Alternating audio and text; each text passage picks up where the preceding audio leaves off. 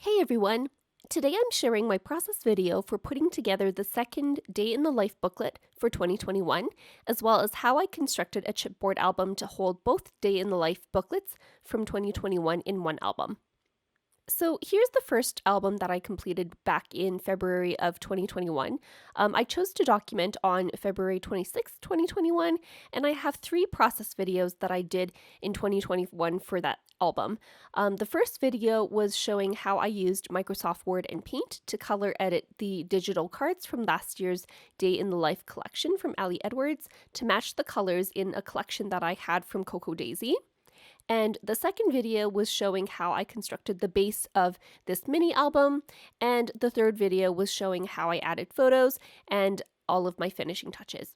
So if you'd like to watch those videos, I'll leave a link down in the description box below to that playlist. And the second album, which was done for October 22nd, is going to be put together in pretty much the same way.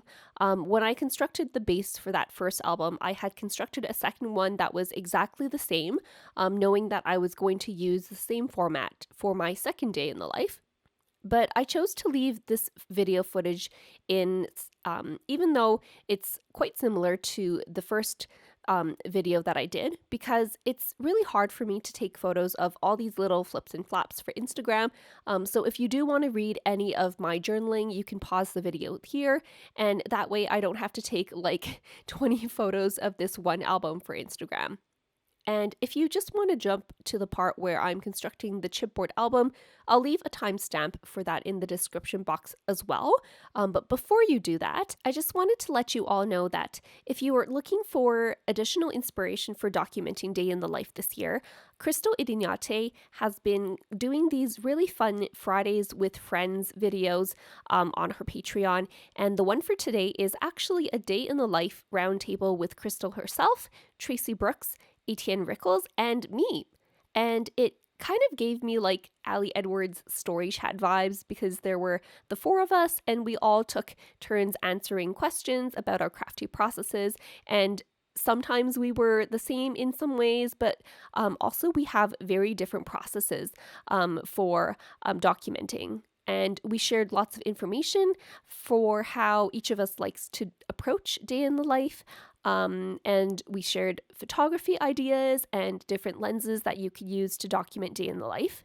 So if you haven't already, make sure to check out Crystal on her Patreon, and I'll leave everyone's links down in the description box as well. For this October album, I'm using the Umber and Gold kit from Cocoa Daisy. The pattern papers were from the main planner kit and one of the memory keeping kits. The journaling cards were from the Modern Memory Keeping Kit.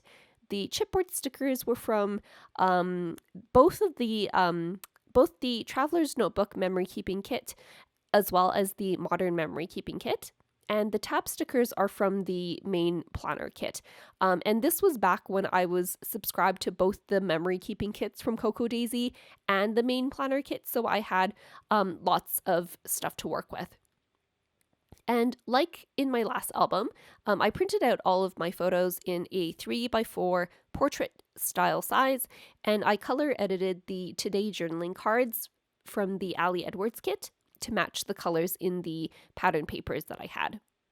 And like last time, I'm using the glitter enamel dots from Cocoa Daisy in the coordinating colors to fill in these checkboxes on the tops of these journaling cards. And I'm also continuing to use the Best of Times stamp set from Kelly Perky to stamp out the exact times that all of these photos were taken.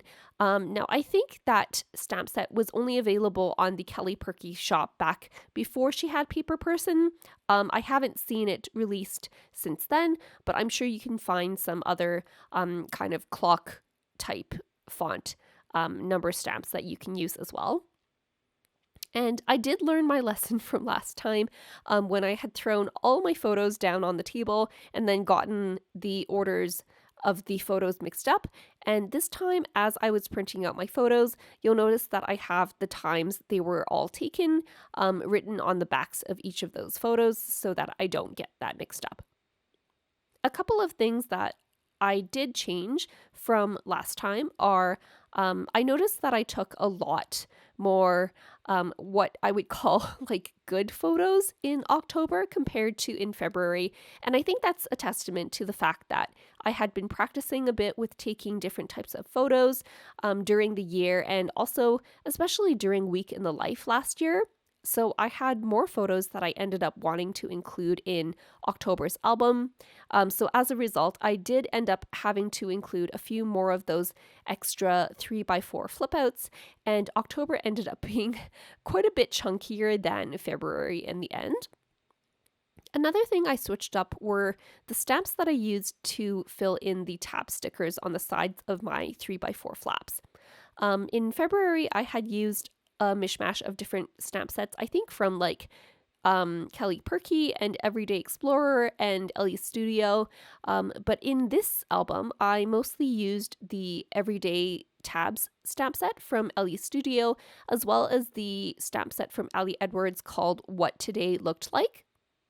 And lastly, something that I did differently for this particular album was that my 4x6 cards in the center of my mini album. Last album, I had used some rub-on alphabets from Coco Daisy to spell out the titles COVID News, Gratitude, and Reason Why. And this time around, I didn't have quite enough of that set of rub-on alphas to spell out those three titles again. So I decided to use this 4x6 alphabet stamp set from Ali Edwards. This is the same font as the One Little Word 2021 alphabet, but in a smaller size. To finish off this album, I did take some screenshots of some news articles during that time to include in this front pocket, and I'm using a photo collage with 12 different photos from that day, plus a vellum overlay that I had foiled the date that I was documenting with my foil quill, and that's going to be on the front page of this album. And here's a quick look at how this second album turned out.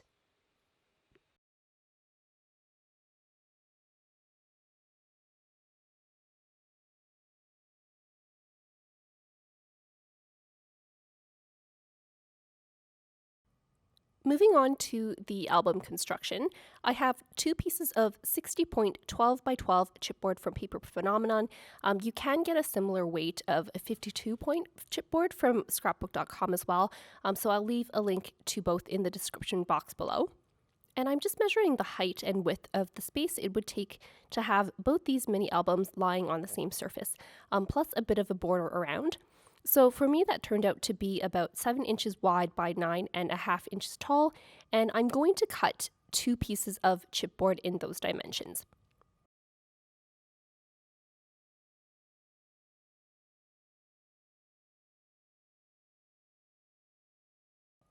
Next, I'm going to cut a piece of chipboard that is the same height, which is 9.5 inches, and I'm going to measure the thickness of my thickest album, plus a bit of wiggle room, which is going to give me 1 inch as the width of that last chipboard piece.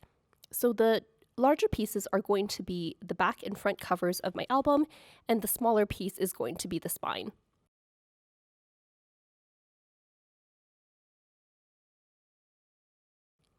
I also have some pattern papers that I printed out from the Ali Edwards Hearts quarterly scrapbooking kit from last year.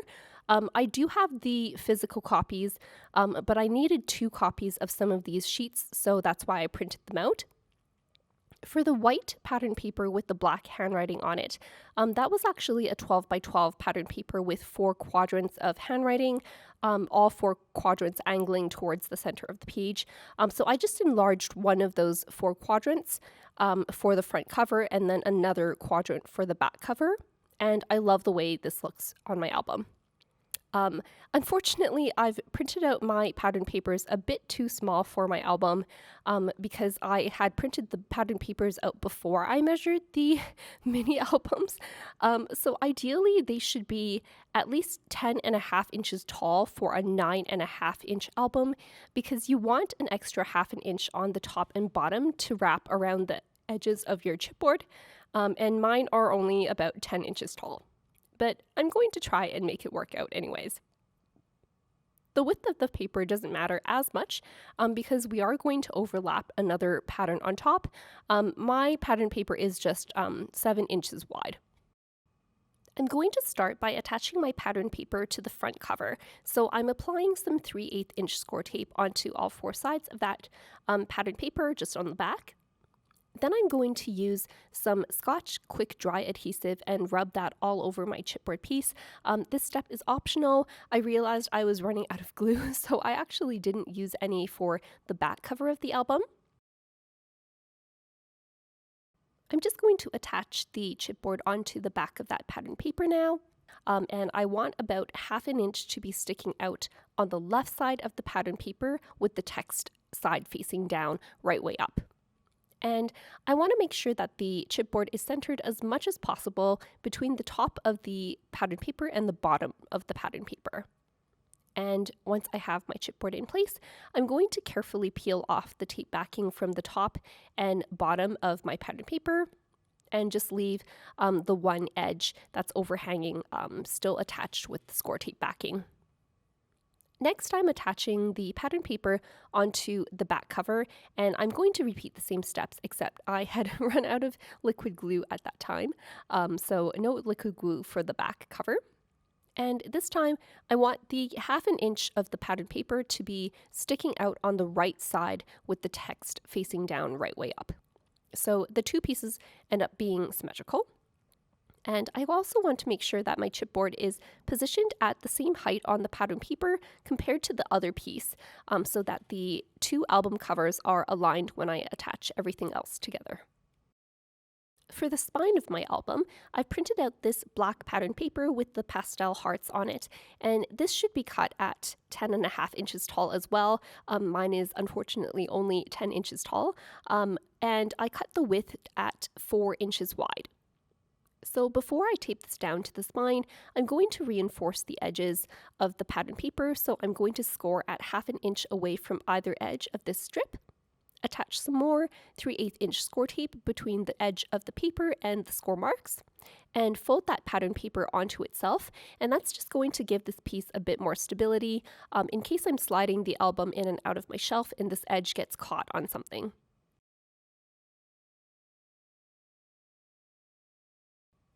When I'm attaching the spine, I want to make sure that it's positioned in the middle of these two covers, but I also want to make sure to give the covers enough room to fold over to close the album.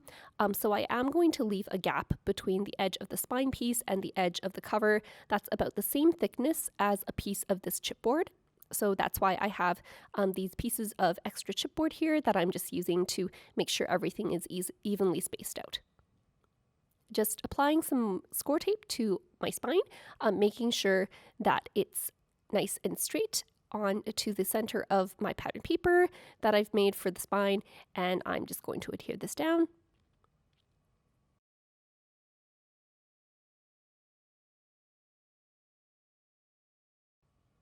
And next I'm attaching some more score tape onto either side of that spine piece, and this is what we're going to use to attach the back and front covers. I'm going to make sure the top and bottoms of the chipboard are nice and lined up, and make sure that I have a bit of space between the spine piece and each of these two cover pieces. And as I'm attaching these cover pieces, I'm folding my album closed just to help break in the fibers in the paper along that hinge and help train the cover into place.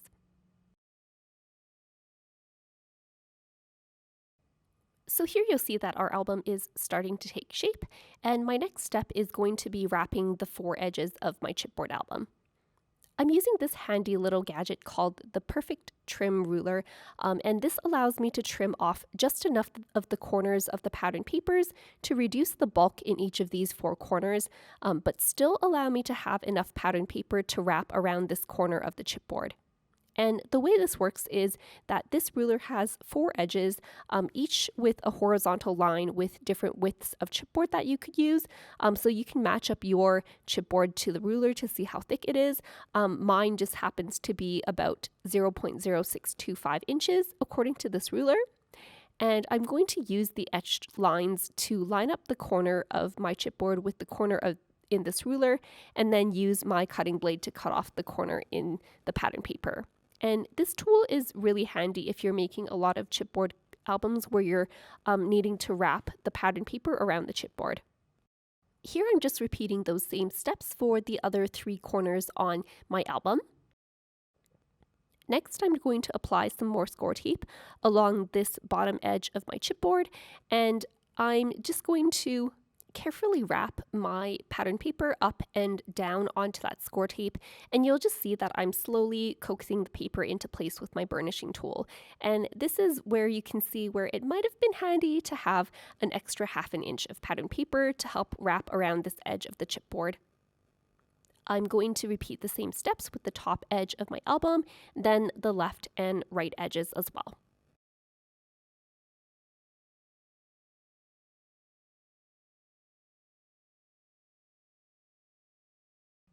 So now that we have the outside of the album covered, I'm going to start working on the inside of this cover, and unfortunately the pattern papers that I've printed out just aren't quite tall enough, so I'm going to go off screen and print out some more copies.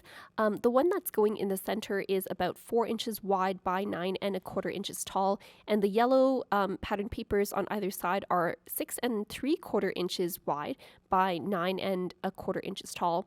And I'm starting with the pattern paper that will go down in the middle along the spine. I'm going to line the 4 edges of that piece with some score tape, as well as the edges of each of these pieces of chipboard. And I'm going to start on the right side and work my way towards the left and start peeling away the score tape backing strip by strip and attach this piece of pattern paper down.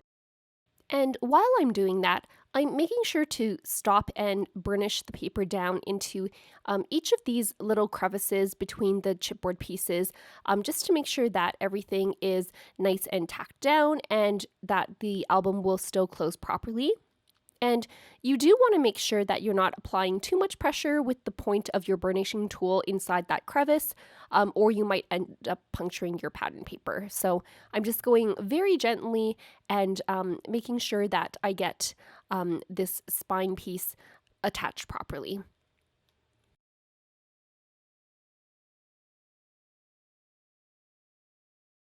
Once that's done, I'm attaching the yellow pieces of pattern paper on the front and back covers, again using some more score tape to make sure that it sticks. The inside of the back cover is where I'm going to attach the 2 albums, and you can for sure attach something else to the inside of the front cover as well. I would just make sure that it's not going to be anything with dimension or bulk to avoid interfering with the vellum flaps on the other page. And of course, the inside of the back cover is going to be mostly covered by the mini albums. I just wanted to make sure that I had a piece of pattern paper there to cover up all of that chipboard that was on the inside cover. So now that I have my yellow pieces of pattern paper adhered down onto my album base, I'm going to attach these little mini albums to the inside of my cover. And just using even more score tape for this.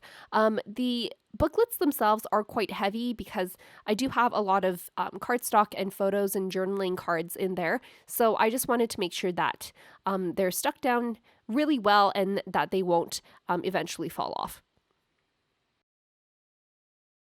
Off camera, I did add a label holder from Close to My Heart onto the spine of my album, and I made a little label using the digital Day in Life 2022 Today Matters stamp set, as well as the 2021 digital word art from the Ali Edwards website, and I just resized those so that they could fit in that little label holder there. And here's a look at my final album. I really love how compact I was able to make this album despite it being interactive, and I especially like how I'm able to compare and contrast the 2 different days from the same year and easily see some differences in how my days went. I'm thinking about doing a different style of interactive album for Day in the Life this year, so make sure you're subscribed to my YouTube channel and over on my Instagram page to see how the album turns out for me this year. Another thing that I'm looking forward to doing this year is documenting my day in terms of what I'm doing, like ing words, instead of doing an hourly approach. So I'll be interested in seeing how that turns out. Let me know down in the comments below what type of lens you're going to document your day in the life in. And make sure you hit that like button and subscribe for more process videos. Thanks so much for watching.